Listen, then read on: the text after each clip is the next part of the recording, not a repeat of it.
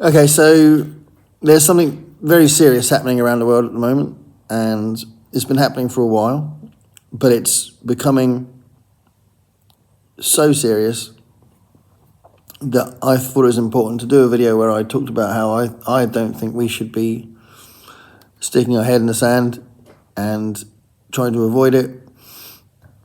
The Nazi salute, I'm going to call it the Nazi salute from Elon Musk, was not an accident. I'll say in a minute what I think it was, but it's so serious. And if those apologists that are saying, oh, well, it wasn't that, or it was an accident, or whatever, you can keep doing that, and we can see all these different networks of right-wing movements gaining power. We can see them just do it without any resistance. And in my lifetime, I've never seen something as worrying as what's happening internationally on the political stage.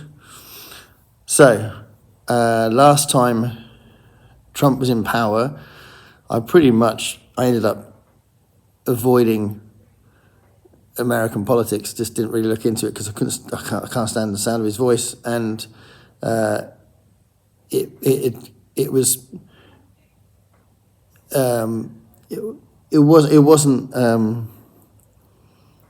a lot of nonsense. Like there'd be news reports where he'd said something stupid or he'd said something provocative, and it wasn't particularly groundbreaking. But what's happening now is different. He's got what he considers a mandate. He is absolutely on the warpath. He's got a very different approach to this term of office, and the world stage is very different. That's really important in this as well. And I just don't think it would be ethically right for me to ignore American politics, just like the rest of European politics as well as my own in this country. There's a huge shift to the far right across Europe, and in this country, the Reform Party were more popular than they should have been. I'm trying to think of the way of phrasing it. They weren't likely to get voted in, but if, for example, we had proportional representation, they would have had quite a few seats, I think. So the fact that our system is what it is, it's a flawed system, but it's actually, it means that the extremes don't get much say. So it does mean the Green Party don't get much say either.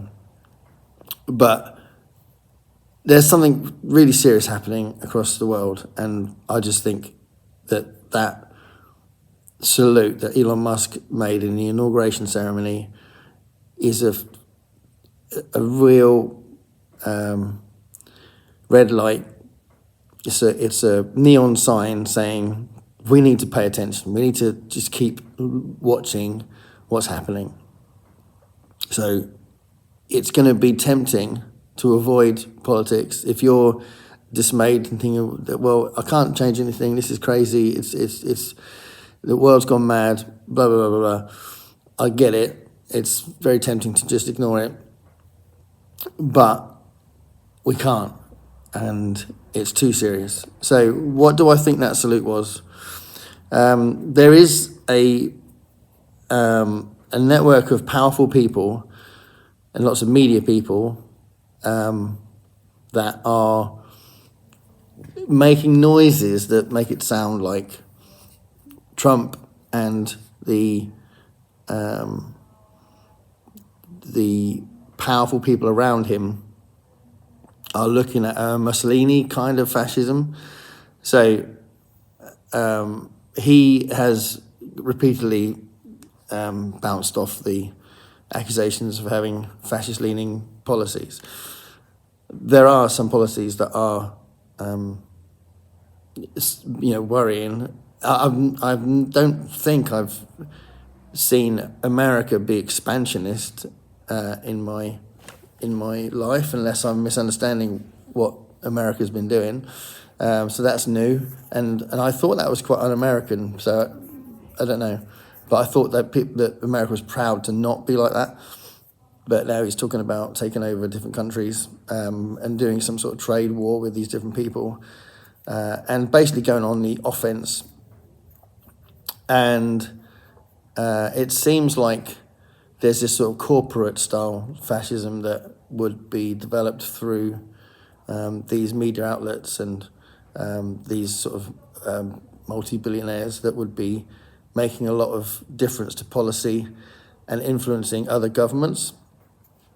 So all that sort of stuff is the stuff that I think is the worrying stuff. The fact that Trump is also starting an aggressive attitude to NATO, and obviously America was one of the 12 countries that created NATO in 1949, and NATO is extremely important as a unified collective defense against World War. And the EU was created as when it was called the EC, it was created as an attempt to make sure the Second World War didn't happen again. And we left the EU, and